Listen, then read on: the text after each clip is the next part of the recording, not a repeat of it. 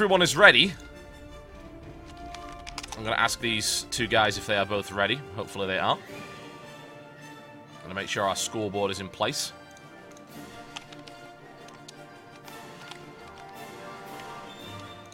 Which I believe it is. See if the gods of the scoreboard are kind to us today. As to whether or not they put things in the right place, it would be wonderful, isn't it? Ah, Grubby has his... Grubby always goes for green.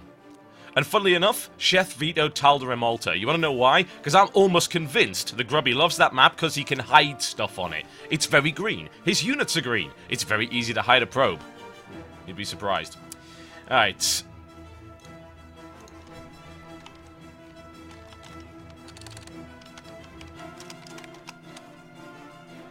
Okay, everything is set up. They are ready. The countdown has now begun. This will actually be my first time looking at Atlantis spaceship. I'm looking forward to this one. This should be a lot of fun. Alright, ladies and gents. Hopefully you guys are ready for this. I certainly am. Okay. I'll have a look around Atlantis spaceship. Have a little bit of a tour. Sounds like a plan. My scoreboard is playing up, so allow me to fix that for a second. There we go. Wonderful, wonderful. And one other thing that needs sorting out before I switch over. Fantastic. Alright, folks. Let's do it. Ladies and gentlemen, welcome to this, the IPL Atlantis spaceship. It is my pleasure to bring you this Club3D Showmatch series. This is a best of 7 between LiquidSheth. He is in the purple trunks and he is playing Zerg to the north of the Atlantis spaceship versus his opponent over to the south. We've got Team Grubby.Grubby. He is in the green trunks and he is playing Protoss. Atlantis spaceship. This is a pretty cool map. This was used in the IPL Fight Club. It is actually a big stonking spaceship. Can have a look around and show you the various features of this map. You see where Sheth is to the top right here, the top of the spaceship. Have a look at the ramp positioning. This is me exploring this map as well. You've got a fairly defensible ramp there, but then you've got a much more open area to your natural. So this can be potentially problematic. I would imagine that FFE could be tricky here, but it looks like Grubby's going to try and pull that off anyway.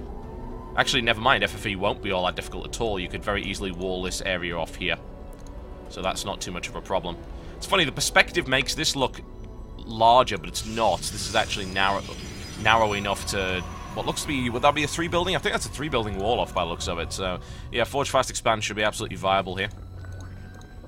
Sheth, on the other hand, going for spawning pool first, which is unsurprising.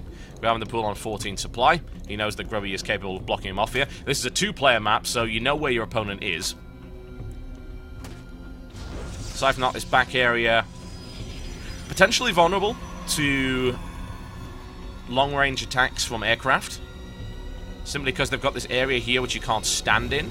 Should be able to get up there. There's the cancellation of the pylon. It was there to briefly block off, and that's an interesting move there by Sheth. Sheth goes to this third. The third is quite accessible, actually. It's fairly close by, kind of like Daybreak, I suppose.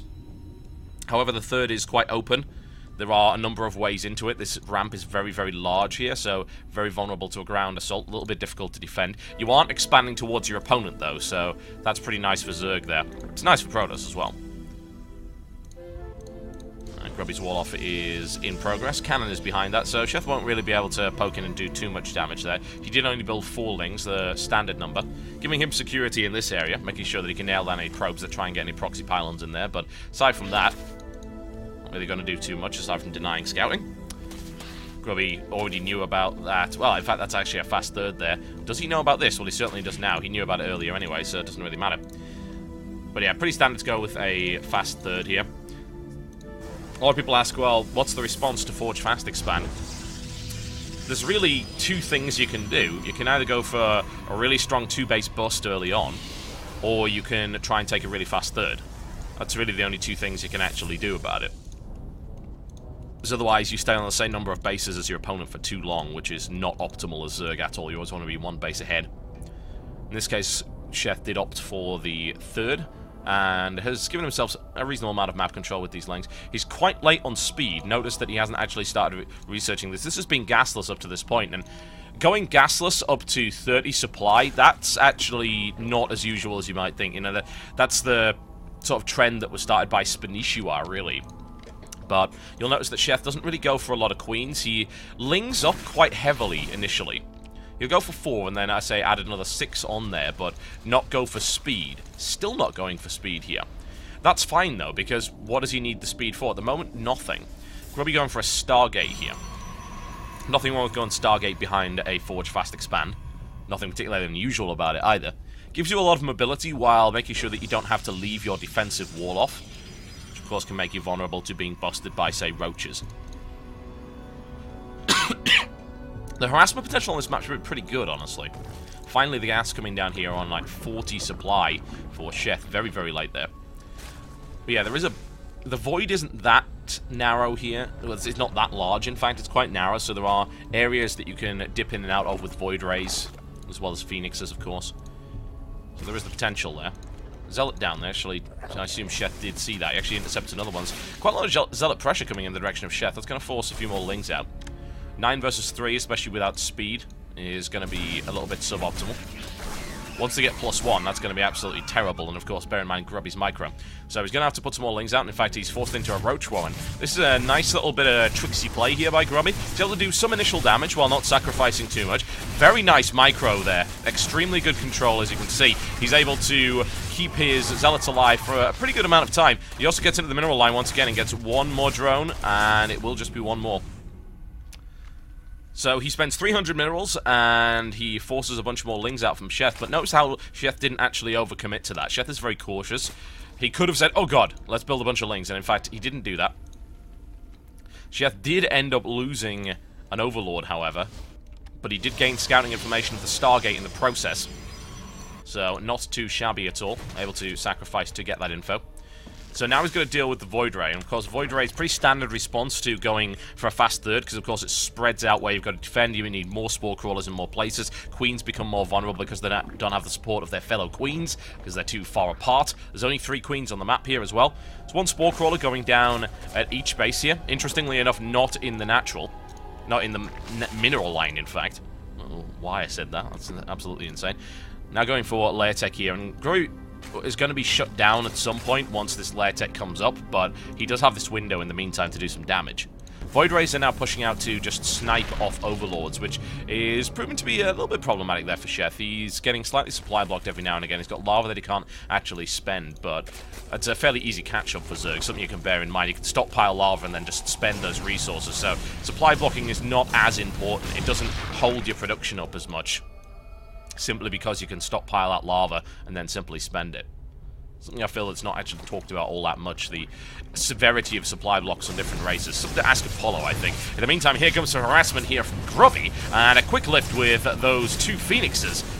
Single Queen now focusing fire on the Phoenix, an interesting decision to go for that, but knowing, of course, that Void Rays are very much more durable, but there's the pickup once again. And focusing fire, and oh, down goes a Phoenix. Traded for 2 Queens, though. Not too bad about that. And Grubby is then backing off at the last moment, making sure that the target fire is reset. And he keeps the charge on that Void Ray for as long as possible. Down goes the Spore Crawler. There's another one in the mineral line. So, economically, he's taken out 2 Queens, which is significant. That means 2 Lava Injects, which will not happen. Hydra Den is coming out from Sheth. And this is nice, because Grubby's transitioning into Colossus after this. So, Roach Hydra against a Colossus Death Ball, as you are well aware by now, I'd imagine, is not all that effective. And the problem you've got here with redeploying these Queens and these Spore Crawlers is that these Void Rays are now charged, which is absolutely brutal. They cut them down much, much faster. Spore Crawler is now deployed, however, it's not going to save that gas right there, or indeed this mineral line. Grubby's going to be able to come in there, and the Hydras will come in, and that kind of sucks for Sheth, honestly.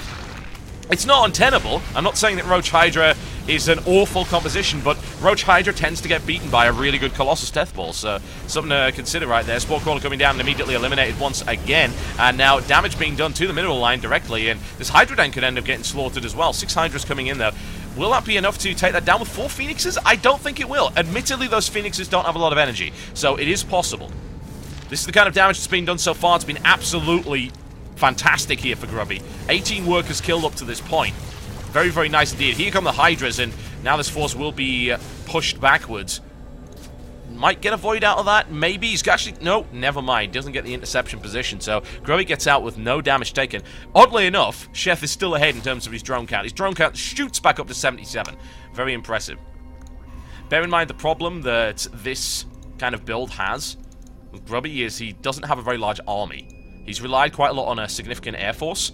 So even though he's taken out a lot of drones from Sheth, Sheth can rebuild that and doesn't have to worry too much about having a large ground army because he knows there's not a large ground army coming at him in the next couple of minutes. So what does he need those units for? Simple answer, he does not. However, what he does need to do is either consider doing damage to his opponent right now or expanding. Since doing damage to his opponent right now isn't really an option because he doesn't have the army, he's going to have to grab a fourth, otherwise Grubby is going to get an economic lead over him very shortly. That'll be very, very unpleasant. He also has to worry about the fact that this patrol forces around the place. It's going to instantly spot that hatchery, and that looks like it's going to be a cancel. The Hydras... Oh, the creep spread isn't there yet, so the Hydras are going to be painfully slow. And down goes that hatchery. There's the cancel going off right there. Sheth able to get a reasonable little concave right there, but he doesn't kill anything. So that's the real problem, and the Hydra's going to be forced into this position. There's nothing really wrong with the Hydras being there, except for the fact that they don't provide cover then to the rest of it. This is why Hydras are... This is why Zerg players... I don't like it either, even at lower leagues. Hydras just... They're pretty horrible, because you can't maneuver them all that well across various different bases. Grubby gets caught out a little bit there, takes some fire, but saves all of his air force. A couple of zealots killed there. He doesn't really mind, but in the meantime, it's a nice little push up to the other side, exploiting the immobility potentially of this Hydralisk force. However, it will engage on creep, so it shouldn't be too much of a problem. Sheth knows it's coming. Sheth is actually preparing a bunch of Banelings here, and if he's given the opportunity... The problem is, getting those Banelings to connect against Colossus is going to be very, very difficult. Colossus kill Banelings very fast. Baneling speed is not done yet. If Grubby actually goes right now, he could do a lot of damage. Bearing in mind, the Hydralisk force won't do too well against the Colossi either. They'll get cut to ribbons very rapidly. Let's see what kind of engagement he can get. The Lings are killed almost immediately. They take a couple of shots. Force fields go off, and it will be Baneling bombs right here from Sheth. He splits the Death Ball up, but my god, some good splitting here from Grubby. The damage he's taken from those Banelings, incredibly low. Incredibly low. Splits his force out very nicely up against that, and now it's Roach Hydra. The Hydralisks will be cut down very rapidly by those two Colossi. Grubby holds this really nicely. The two Colossus don't even take any damage here, and Sheth taking severe punishment at the hands of Grubby. There's the GG, ladies and gentlemen. And Grubby takes the first matchup with an excellent set of transitions. Really well executed there. Very, very impressive play. I tell you, man, that was really, really good play from Grubby. I am so impressed to see that. Bear in mind, Sheth is a pretty tough opponent, and these guys played a friendly best of 11 just a few days ago. And Sheth actually won that. I believe that the score was 6-4. Grubby taking an early lead, especially on a map that Sheth has practiced more than Grubby. Really impressive. That's a good start for him. It was a really nice transition as well. Transitioning through from the air to the Colossus play. Forcing out too many Hydras, and then having a perfect engagement. But I've got to say, the Baneling Bomb idea, fantastic. Against a lesser player, would have worked. But that split was incredible. Grubby takes so little damage. I mean, there was about 16 Banelings there, and Grubby took basically no damage from that. He loses 1 or 2 Stalkers and a Sentry. Does he care? Not a damn bit. He backs into the right position, reconstitutes his force, and wipes Sheth off the map. That is what I am talking about. Alright, folks, the next map is going to be on Daybreak. We're just going to do a quick setup. We'll be right back. Don't go anywhere.